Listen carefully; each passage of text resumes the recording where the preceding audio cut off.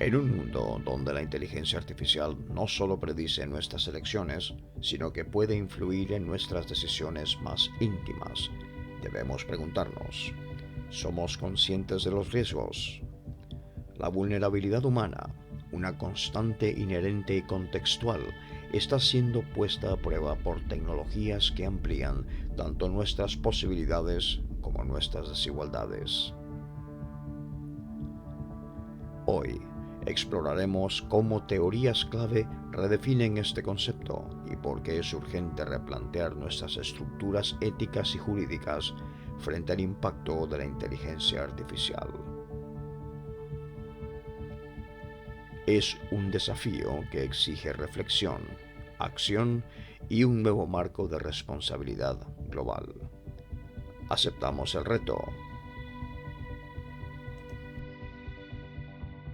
Y ya teníamos ganas de tener otro de los grupos, del grupo, es decir, del proyecto de investigación Google CAIRE o CARE, que nosotros tenemos precisamente con Google, en este caso con Google Charity o google.org. Este enorme proyecto que nos va a llevar hasta finales de 2025 e incluso inicios de 2026. Y para ello tenemos aquí a la doctora Begoña Otero, que es la coordinadora de otro de los grupos, el 1.4, en este caso AI for Good o IA para el Bien. Begoña, con tu propia voz, bienvenida a Voces de Odisea. Muy buenas, Frank, y gracias por la acogida y por la invitación. Un placer estar aquí. Claro que sí, para eso estamos. Pues bien, primero que todo vamos a centrar en lo que se trata el grupo es porque tenéis precisamente, y aquí a los telespectadores y a los oyentes, en la descripción del vídeo y del audio, y aquí mismo en pantalla tenéis el enlace precisamente al artículo escrito por Begoña Otero, que está en nuestro sitio web de Odisea. Pues bien, Begoña, vamos a ello directamente. Ujú. Digamos que para este enfoque universalizado, digamos, que ayude a garantizar la inclusión y pueda diluir las responsabilidades específicas hacia grupos vulnerables, eso que es tan importante para nosotros y para este proyecto. ¿Es este concepto de la vulnerabilidad como un rasgo universal suficiente para abordar los retos éticos y sociales que plantea la inteligencia artificial? A ver, es muy buena pregunta y es complicada de explicar.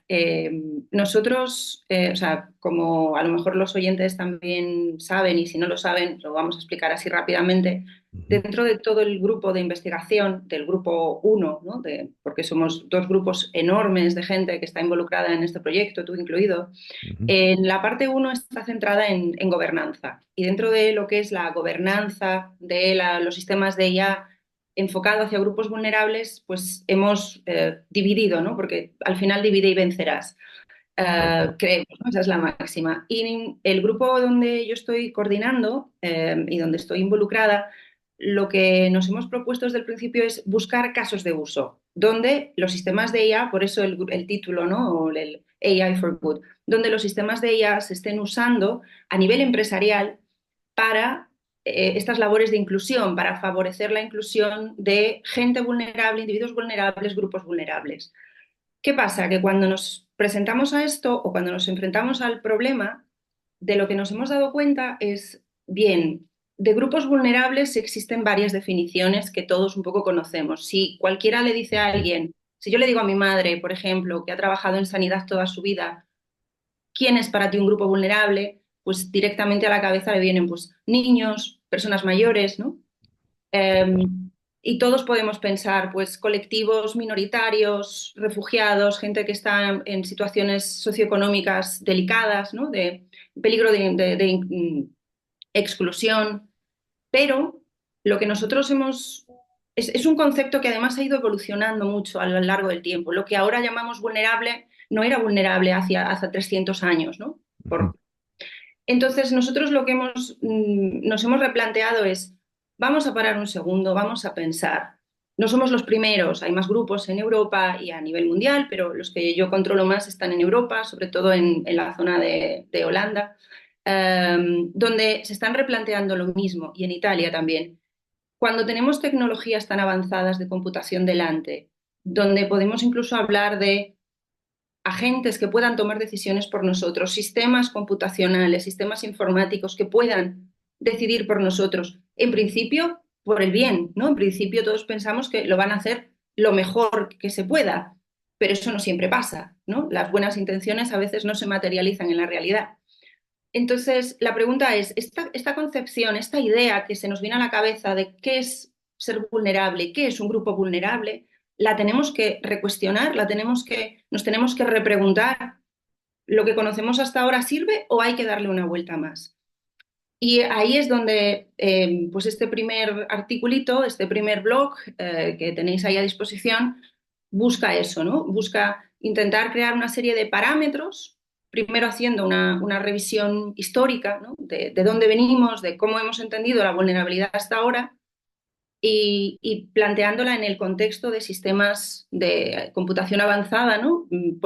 O como ahora todo el mundo se refiere, IA, ¿no? Todo el mundo habla a veces incluso de ChatGPT en vez de IA, ¿no? Pues cuando hablamos de la IA, cuando hablamos de inteligencia artificial, ¿se puede aplicar lo mismo o necesitamos conceptos nuevos? No sé si con esto respondo a tu pregunta más o menos. Correcto, sí, claro que sí. Sí, sí, porque por eso estamos, no, estamos aquí informando sobre el artículo para que se vaya a leer, porque esto es muy extenso, lógicamente, y es mejor así ser más específico. Entonces, eso nos lleva entonces a precisamente a ser específicos en el artículo, em, en el blog post. ¿Cómo puede esto llamado la teoría de las capas de vulnerabilidad de Florencia Luna? Eso, Ujú. desconocido para mí, fue algo nuevo de encontrar. Contribuir al diseño de sistemas de IA más equitativos.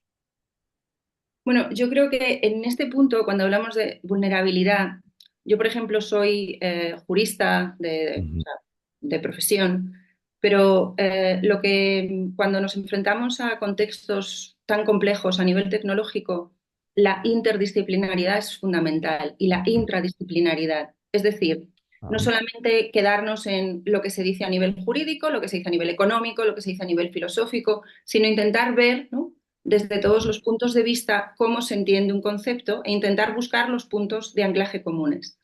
Y en este caso, Florencia Luna es una eticista que desarrolló una teoría que es justo a la que tú te refieres, que es la teoría de capas, donde ella lo que propone es una aproximación más dinámica. O sea, hasta ella, lo que otros expertos, otros teóricos habían propuesto siempre son definiciones o concepciones de vulnerabilidad que son más estáticas, ¿no?, que se definen en un contexto determinado, dadas unas circunstancias, y entonces ahí tenemos pues un grupo, ahí tenemos una definición, ¿no?, que aplica si se dan esos requisitos. Pero lo que ella propone es dar un paso más allá, abstraerlo un poco más, ¿no? Es lo que muchas veces los investigadores como yo hacemos. Lo llevamos un poco arriba, ¿no?, parece que es un poco ininteligible, para después traerlo a tierra y bajarlo, ¿no?, y aplicarlo al caso concreto.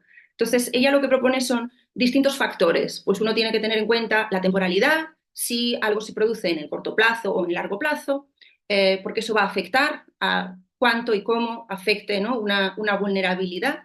Pero también hay que tener en cuenta el contexto, la relación, la situación con ese contexto. En lugar de buscar una situación estática a la que estamos buscando pues cuáles son las condiciones, cuáles son los requisitos, qué es lo que pasa, ¿no?, para que eso se dé y lo podamos definir, lo que ya propone es una aproximación mucho más dinámica, donde tenemos que tener en cuenta distintos factores a la hora de evaluar una situación que a priori puede que no parezca de vulnerabilidad o que no encaje en ninguno de esos conceptos estáticos, pero que una vez lo vemos a través de estos tres tipos de lentes, ¿no? Es como si fuera una cebolla, ¿no? Le vamos poniendo una capa, otra capa, o como cuando ves un microscopio y vas acercando más, ¿no? Pues Correcto. cada lente. Entonces tienes que tener en cuenta, ella dice, pues tenemos que tener en cuenta los factores temporales, ¿no?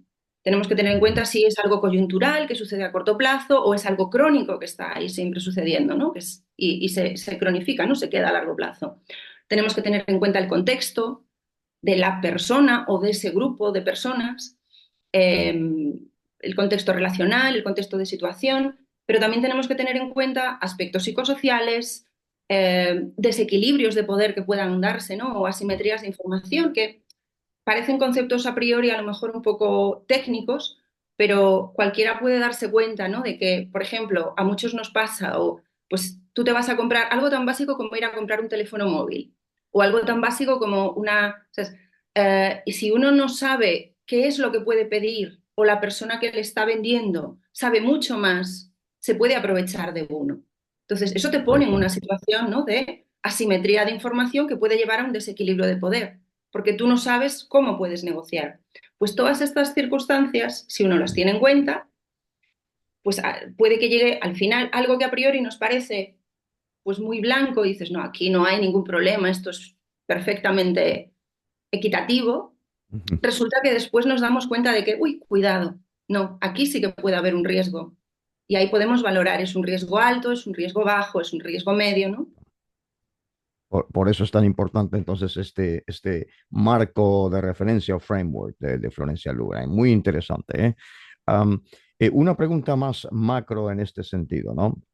¿Qué papel deberían desempeñar las instituciones jurídicas internacionales en la regulación de la vulnerabilidad frente a la inteligencia artificial? Bueno, esa es una pregunta muy difícil de responder. Porque tiene mucho que ver también, claro, tiene el poder de las instituciones de derecho público, por decirlo de alguna Ujú. manera, de las instituciones internacionales es limitado, ¿no? Eh, Correcto, porque al final los estados son los que tienen el poder, la jurisdicción sobre su territorio. correcto. Y eso depende mucho también de la cultura del país, de las tradiciones, o sea, nuestros, incluso nuestros principios a veces morales, aunque tengamos declaraciones universales de derechos humanos, a veces son la forma de entenderlos y el contexto, ¿no? Pensando un poco en esta propuesta de Luna y en esta aproximación ¿no? más por pasos o por capas, hace que lo que a lo mejor para un país sea más prioritario, para otro sea mucho más secundario. Entonces, poner todo eso de acuerdo en un foro en normas de lo que se dice en derecho de hard law, ¿no? De Ujú. regulación dura, ¿no? De decir, Sí, esto hay que hacerlo y si no se hace, esta es la consecuencia, que es pues, normalmente una multa, o, no suele funcionar. Entonces, ¿cuál es la ajá, tendencia actual? La tendencia actual es ir hacia una regularización o más que regularización, a una articulación jurídica basada en principios. La correcto. pregunta aquí es cómo llevar estos principios a la práctica. Y eso todavía es algo que yo creo que como sociedad a nivel global es un reto que nos queda eh, por resolver. Ujú. Y yo creo que ahí además las industrias, o sea, no solamente las instituciones públicas, creo que en la industria privada, creo que los actores del mercado tienen mucho que decir, porque si uno quiere desarrollar un modelo de negocio donde ciertos principios se tengan en cuenta a la hora de generar esos beneficios que tú como empresa quieres generar, porque si no, no vas a tener Claro. inversión, no vas a poder funcionar, ¿no? No vas a poder sobrevivir. Pero si eso se incorpora desde el principio y no Ujú. solamente buscamos pues, el vender por vender o el consumir por consumir, ¿no? Yo creo que es mucho más fácil llegar a ese punto, ¿no? de acuerdo, porque al final la mayoría de las empresas en el mundo que vivimos hoy son globales. Claro, sí. Es un mercado glocal, que no recuerdo quién acuñó el término de eso de glocal. Muy bien. Ujú. Y esto que has dicho al final me lleva perfectamente, casi como un guión, me lleva perfectamente a la siguiente pregunta cuando uno evalúa precisamente la responsabilidad de los desarrolladores en esta transparencia y en la reducción de las desigualdades. ¿De qué manera los desequilibrios de poder y las asimetrías de información que has mencionado exacerban la vulnerabilidad en los usuarios de inteligencia artificial? Pues es que hay muchas maneras, depende Ujú. mucho, al final depende mucho, yo creo que si me permites, yo creo que es un Ujú. poco darle un poco la vuelta a la pregunta, ¿Cómo no? replantearla más desde el punto de si un desarrollador quiere desarrollar o crear, ¿no? un sistema de IA nuevo o donde el uso que quiera hacer de eso, de ese sistema, vaya a apoyar pues, una vulnerabilidad o vaya a intentar ser más inclusiva, la primera pregunta es plantearse el problema que quiero resolver, ¿no? Que yo creo que muchas veces es lo que nos falla. O yo Ujú. en la experiencia que veo creo que a veces es lo que falla. Es como esa necesidad de hay que hacerlo con IA y a veces la pregunta es, primero, ¿cuál es el problema? Y una vez que tenga el problema bien definido, que a veces eso es lo que falla, la segunda pregunta es, ¿y esto se puede solucionar mejor con un sistema de computación avanzada como IA o hay alternativas que no Ujú. necesiten esto? Y a partir de ahí ya podemos empezar a tener en cuenta pues cuáles son los datos con los que vamos a entrenar, qué es lo que Ujú. necesito, cuáles son un poco todos estos contextos, ¿no? Que me eviten ir a estos problemas de asimetrías, de desequilibrios, porque al final viene un poco de ahí, del origen, Ujú. de no plantear la cuestión desde origen. Es más, incluso cuando hablamos de transición climática, ¿no? Que ahora está Correcto. pues, la otra gran preocupación. Esa pregunta yo creo que es clave y es fundamental, porque muchas veces pues, yo veo con gente mucho más joven que ahora todo el mundo quiere utilizar ChatGPT o Copilot o Gemini, ¿no? O estas herramientas. Todas Ujú. estas herramientas también tienen un consumo energético, ¿no? Y una huella de carbono importante. Correcto. Entonces la pregunta es, ¿realmente necesito preguntarle al chatbot Ujú. esto o lo puedo buscar yo simplemente de una manera que es mucho más eficiente en términos de impacto ambiental? Que yo creo que es una pregunta que a veces no nos hacemos, ¿no? Correcto. Y eso Efectivamente. también tiene que ver con la vulnerabilidad. Ajá. Porque, porque lo que yo estoy Interesante. consumiendo aquí y lo que estoy generando aquí está perjudicando en otro lugar. Lo que pasa es que como no lo vemos, no somos conscientes, Ujú. se nos Es, escapa. es muy interesante lo que estás diciendo precisamente porque no dentro del proyecto, perdón, dentro del proyecto Google Caire, en este caso, sino que en Odisea tenemos grupos de trabajo aparte que llevan, por ejemplo, tenemos uno ahora mismo, un socio institucional CEPSA, ahora se llama Mueve, Mm. precisamente por esto que estás comentando. Mueve está dirigiendo un grupo de trabajo ahora mismo precisamente dedicado al Green AI o la inteligencia artificial verde, precisamente, que tiene que ver con estas emisiones que tiene, pues el uso computacional para generar una serie de datos o de soluciones. Excelente. Esto me lleva a una pregunta que siempre hacemos aquí en el podcast, en Voces de Odisea, y que utilizamos el nombre de una persona ficticia que puede ser cualquiera de nosotros. Y en Ujú. este caso le llamamos Paqui, le llamamos Juan y le llamamos Miguel. No sé, Miguel está llegando ahora mismo de trabajar todo el día, va a cenar, va a saludar a su familia, etcétera. Y si esto lo está escuchando Miguel ahora mismo, Miguel va a decir, "Uf, ¿por qué le debería importar esto a Miguel, Begoña?" Pues debería importarle a Miguel, porque si mañana Miguel necesita pedir un crédito Ajá. para pues comprar a lo mejor el piso en el que vive de alquiler y quiere comprar una casa porque quiere estar más cómodo o mejor, por cualquier razón, o porque tiene que ir al médico Ujú. y le tienes que hacer una serie de pruebas. Eh, el- es posible que, Ujú. pues tanto en el caso del crédito como en el caso de que le vayan a hacer a lo mejor un examen médico, donde a veces directamente tú ya no vas al médico, ¿no? Ya Ujú. tienes que llamar por teléfono o a veces incluso hablar directamente con un chat o Ajá. interaccionar, ¿no?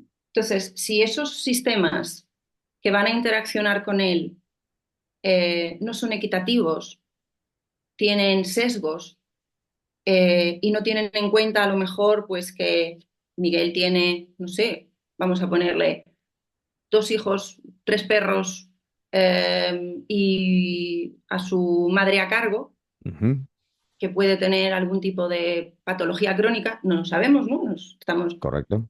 Sí. Eh, puede que, según cómo es el sistema que le va a evaluar cuánto crédito se le puede dar o no, eh, al final no se lo dé basado en un problema de los que estamos hablando, porque no evalúe bien esa Correcto, posible vulnerabilidad. Y eso es un problema para Miguel, porque al final se correcto, va a quedar sin el crédito, no porque él no lo pudiera recibir, sino porque el sistema está mal planteado o tiene ese fallo, tiene ese sesgo, ¿no? Que puede ser sistémico.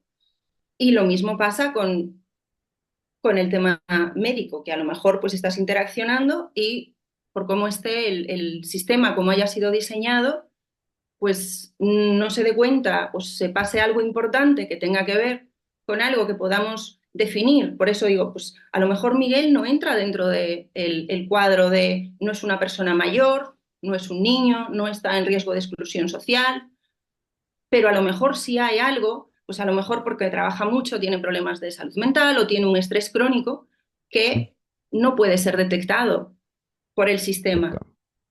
Y eso es un problema para Miguel. Por eso yo creo que es muy importante el ser conscientes y el enfocar la dimensión, ¿no? de esta cuestión y Ujú. darle la relevancia que se merece. Y es importante para todos. Correcto, exactamente. Y precisamente cuando uno discute estas, digamos, la viabilidad de unas de políticas que respeten precisamente los derechos individuales, como los de Miguel en este caso, tanto esos como esta seguridad colectiva. Habéis mencionado en el artículo, que sigue aquí, por supuesto, aquí en pantalla, habéis mencionado la perspectiva de Nina Kuhn. ¿Es posible equilibrar la autonomía individual y la protección en el uso de sistemas de inteligencia artificial? Yo creo que sí, pero tenemos que buscar un punto medio. O sea, al final, esa es la función del sistema jurídico, ¿no? De cualquier sistema Ujú, jurídico. Buscar ese equilibrio entre evitar, por un lado, tener un Estado excesivamente proteccionista y paternalista, donde al final tomen decisiones por ti con la ujú, excusa, por decirlo así, del interés público, pero si hay un interés público se tiene que demostrar, se tiene que explicar.